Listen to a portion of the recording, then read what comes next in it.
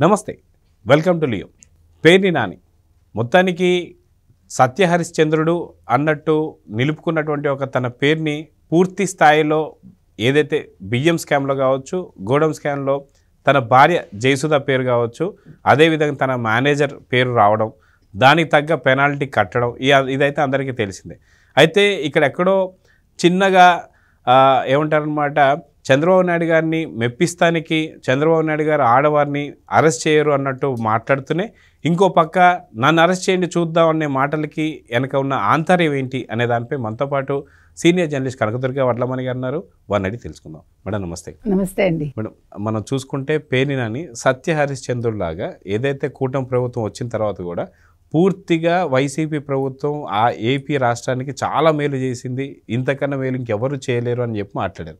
అయితే దాని తర్వాత కూడా ఏదన్నా ఉంటే నన్ను అరెస్ట్ చేయని చూద్దాం అన్నట్టు అంతకుముందు కూడా చాలాసార్లు అన్నాడు. సో మొత్తానికి స్కామ్ బయటపడింది, తప్పైతే ఒప్పేసుకున్నాడు, దాని తగ్గ పెనాల్టీ అయితే కట్టాడు. ఇప్పుడు తన భార్య పేరుని యూజ్ చేస్తూ చంద్రబాబు నాయుడు గారు మాత్రం ఖచ్చితంగా మహిళలపై చాలా గౌరవం చూపిస్తున్నారు అంటూనే, దమ్ముంటే నన్ను అరెస్ట్ చేయండి అనే దానికి వెనకున్న ఆంతర్యం ఏంటి అంటే ఏం చెప్తారు? అంటే ఓ పక్క భయపడుతున్నాడు చెప్పాలంటే, మరో పక్క బింకంగా ఉన్నాడు. ఈ రెంటి మధ్య అతనికి పొంతన కుదరట్లా.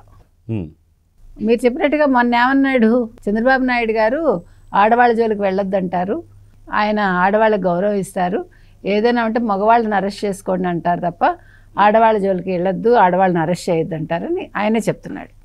మరో పక్క అంటే ఏంటి, మళ్ళీ ఓ పక్క బుజ్జగిస్తున్నట్టు పొగుడుతున్నట్టు ఉండి చంద్రబాబు నాయుడిని, ఆ పొగడ్తలకు ఆయన పొంగిపోడు లొంగిపోడు అనుకుని ఇప్పుడు మళ్ళీ ఏంటి నేను తప్పు చేయలేదు, మీరు అరెస్ట్ చేసుకుంటే అని బెదిరిస్తున్నాడు. మొన్న రోజా కూడా అంది కదా ఇదే మాట, అరెస్ట్ చేసుకుంటారా చేసుకోండి అని. చేసుకుంటారు, కంగారు ఎందుకు? ఎందుకంటే మీరు అడిగితే చెయ్యరు, అడగకపోతే మానేయరు. సమయం వచ్చినప్పుడు మీరు అందరూ చిక్కుతారు. కాకపోతే ఏంటంటే ఇవాళ పేర్ని నాని అనే అతను సరే ఏ తప్పు చేయలేదు, నువ్వు గోడౌన్లు కట్టించలేదు, గోడౌన్లు నీ భార్య పేరున లేవు, మీ అత్తగారి పేరున లేవు, 640 టన్నుల బియ్యం మాయం అవ్వలేదు, నువ్వు 1,72,00,000 కట్టలేదు పెనాల్టీ, ఇంకా 50 లక్షలు కట్టక్కర్లేదు అనుకుందాం. ఇవేవి నువ్వు చేయనప్పుడు నువ్వు అరెస్ట్ చేసుకోమంటే అర్థం ఉంది. మరి ఇవన్నీ చేసావు కదా, ఇవన్నీ చేశాక నన్ను అరెస్ట్ చేసుకోండి అంటే నేను తప్పు చేశాను అనే కదా నువ్వు డబ్బు కట్టావు అక్కడ.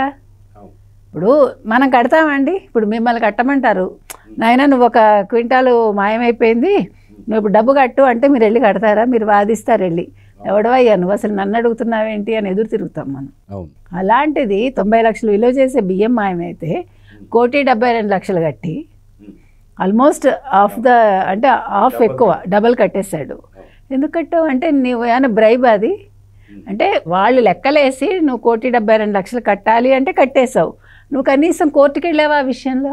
అంతే, నాకు తెలిసి ఇక్కడ ఒక నొసుగు కూడా ఉండొచ్చు. ఏదైతే చట్టం కూడా ఏం చెప్తుంటుందంటే కోర్టులు కూడా ఏదో జాయింట్ కలెక్టర్ చేతుల్లో ఉంది కాబట్టి ఐదర్ ఈ డబ్బులు కట్టకపోతే నీకు జైలు శిక్ష 3 నెలలు 4 నెలలు ఉండొచ్చు, జైలు శిక్ష కాదు అనుకుంటే మటుకు పెనాల్టీ కట్టాలని చెప్పి. సో పెనాల్టీ కట్టేశాడు కాబట్టి ఇక జైలు శిక్ష ఉండదు అని అనుకునే ఈ ధీమా అనుకోవచ్చు అంటారా?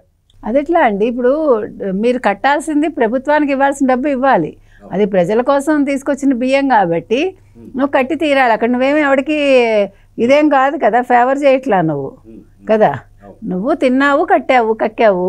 కాకపోతే ఏంటంటే నువ్వు తప్పు చేసిన దానికి శిక్ష అనుభవించాలిగా. నేను డబ్బు కట్టేశాను కాబట్టి ఇదేం పెద్ద విషయం కాదు, నేను తప్పు చేయలేదంటావా?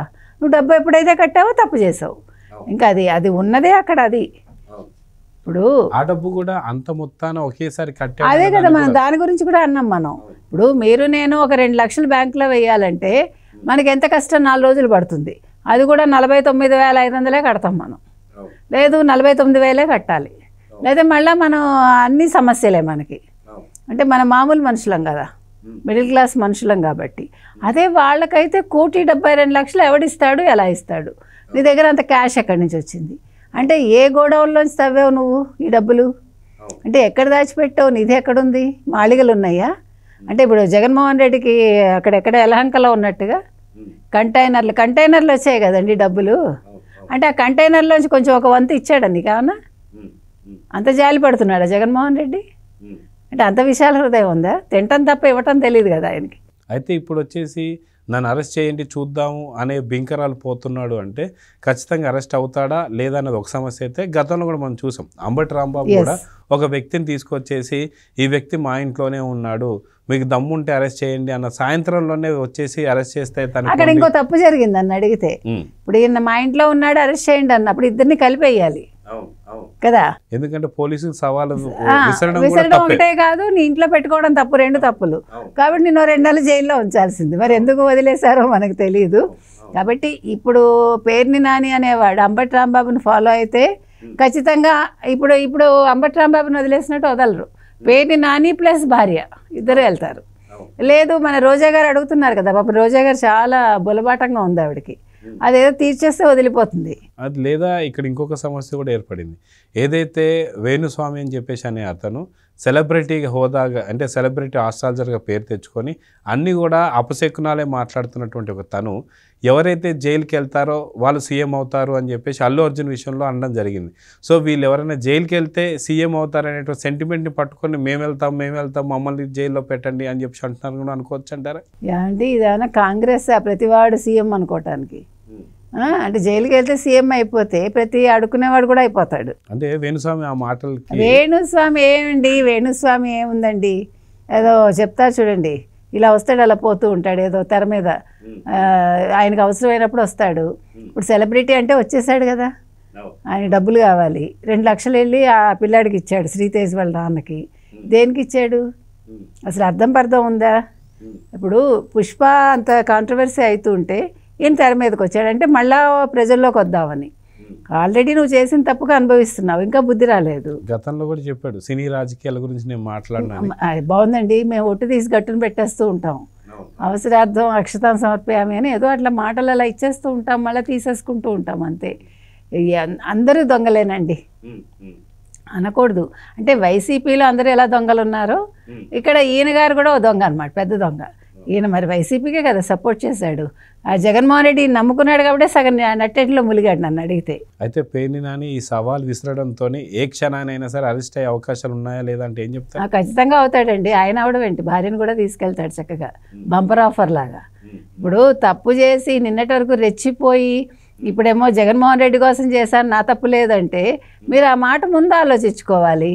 5 ఏళ్ళు ఒళ్ళుపై తెలియకుండా ఉన్నారు, పోనీ 5 ఏళ్లతో వదిలేశారా?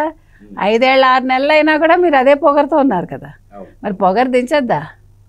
ఒక్కొక్కరికి పొగరు దిగితేనే కదా మొత్తం వైసీపీ అంతా కూడా నాశనం అయ్యి మొత్తం కట్టుకుని ఇంట్లో కూర్చుంటారు. సో జరగాలండి, జరుగుతుంది. సో చూద్దాం మేడం, ఖచ్చితంగా పేర్ని నాని సవాల్కి మాత్రం ఖచ్చితంగా సమాధానం అయితే లభించబోతుంది. సో ఏ క్షణానైనా సరే అరెస్ట్ అయ్యే అవకాశాలు ఉన్నాయి, చూద్దాం జరగబోతుంది. నమస్తే.